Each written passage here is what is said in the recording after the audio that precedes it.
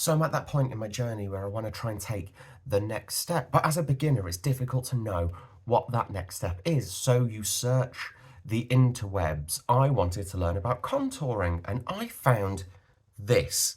So if you want to see how I got from this to this, stay tuned.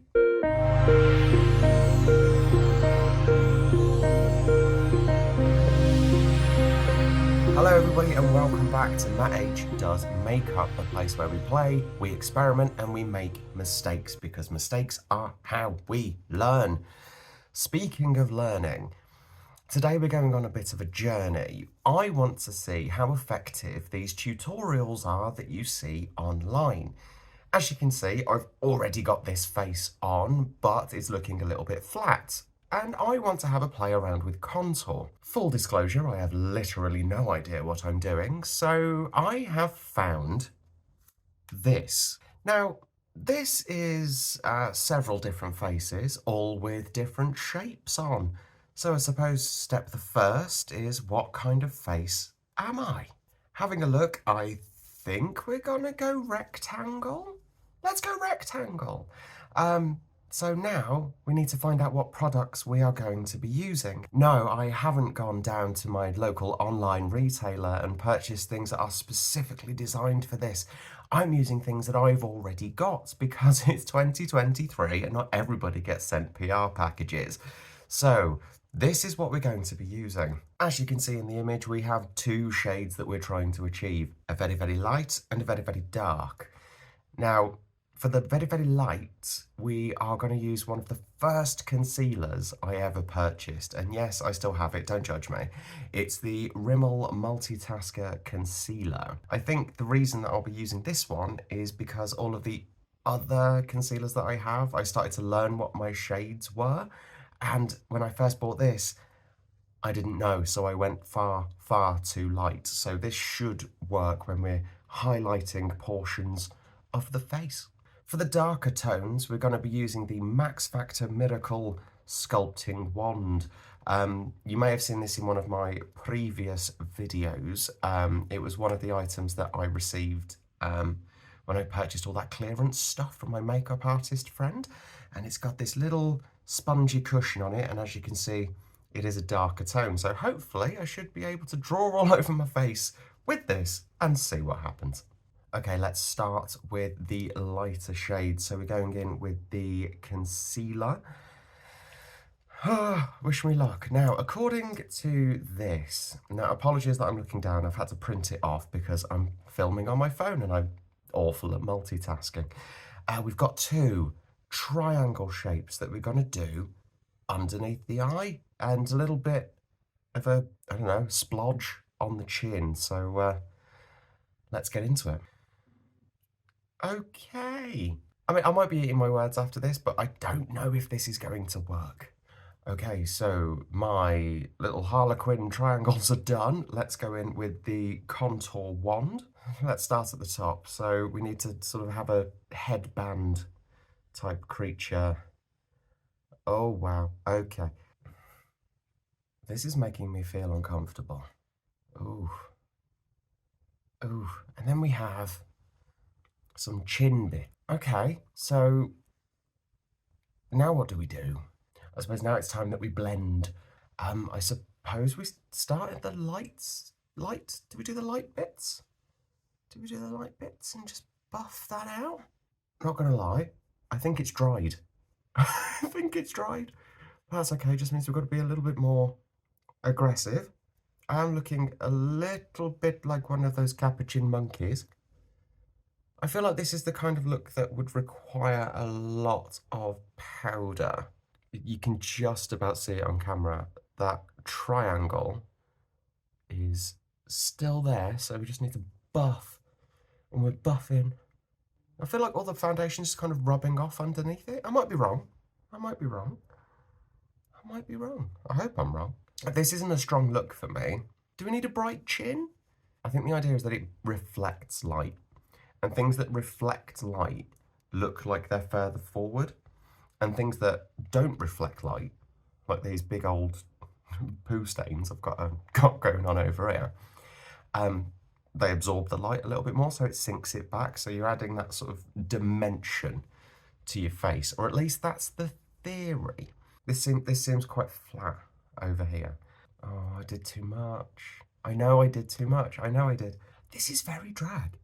This is very drag makeup. Drag has been very, very influential in the beauty space, hasn't it? I'm very bright. I'm very light. Okay, let's start blending some of this contour. Now, this is what the tutorials didn't tell you. The contour gets stuck in your beard. So all your chaps out there, blend that in. See, I don't know if I'm blending it in or wiping it away. Buff, buff, buff. Blend, blend, blend. I don't think this is anything that I couldn't achieve with just a blusher or a bronzer.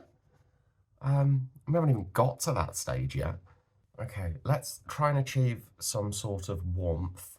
We're going to go in with the e.l.f. White Peach blush highlight combo. And then we'll see if we can just warm those cheeks up a little bit. Oh, is this the point? You do the whole thing like pasty white and then put colour back in.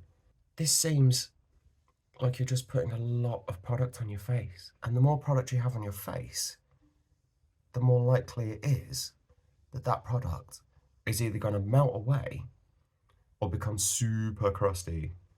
At some point, I will do a wear test of some of the products that I've got so you can see what it looks like when I put them on first thing in the morning versus what it looks like when I come home. And I think I'll do a proper wear test. Not one of these, oh my god, I've had it on for 34 seconds. It will stay all day. No, I'm going to use the highlighter from the Spiced Apple e.l.f. Duo palette. Just because it's a little bit warmer. I'm just looking for those light points on the face. Let's finish off the lips and then we'll be right back with a review. Sometimes in life you get lucky and you win a raffle. And one of the things I recently won was this Fenty Beauty Stunner Lip Paint in Uncuffed. And I must say, I'm not massively impressed. Every time, and I'll say, every time I use this, it always ends up all over my teeth. Every other lip product that I've used so far doesn't do that. I don't know what it is about this one, but it's just so fluid. Not a fan. But it was free, so I will keep using it until I finish the bottle. Okay, so we are done. To be perfectly honest, I am not convinced that this is a technique that I will be taking forward.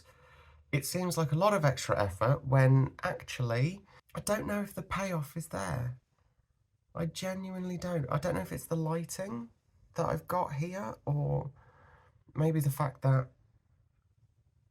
you can do all of this with blush and a bronzer. If you want to use a bronzer and add some depth into those pockets, especially here and around the forehead, do it. You haven't got to get your contour wands or your like really dark foundation or concealer or whatever it is to achieve it. I think a bit of bronze, it's a lighter product. It's not going to sit on your face and make your face feel heavy. Contour for me, doing it like this anyway. Not a fan. Let me know what you think about contouring down below, and please do tell me what I've done wrong, because we are here to learn. And if this whole process was an utter mistake, then, you know, that's fine. It's fine. Roll with it. Roll with it. Just out of the sake of fairness, I thought I would throw in a little wear test. I've had this on for maybe an hour or so, and we're going in. It is shiny. It is creasing all around the eyes. This is too much product for me. So this look, it's not a win for me. Thank you again for joining me today. If you did like the video, do feel to give a little thumbs up. Do consider subscribing, and if you know, you want to know what I'm doing next, make sure you click that notification bell and set it to always on so you know what I'm up to and you get notified as soon as my latest video drops. Thank you very much. We'll see you soon. Bye.